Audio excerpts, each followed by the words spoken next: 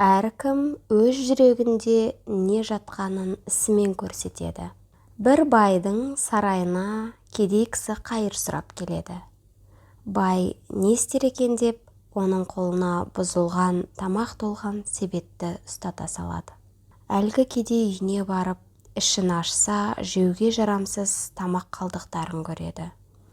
Байдың ісіне жымиып қана күледі. Содан кейін себетті тазалап, ішін алуан түрлі жұпар иістері аңқыған гүлдермен толтырады да, байдың сарайына қарай беттей бастайды.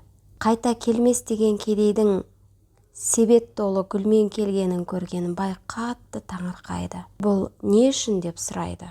Сонда әлгі кедей: әркім өз жүрегінде не жатқанын ісінен көрсетеді деп сарайдан шығып кеткен екен.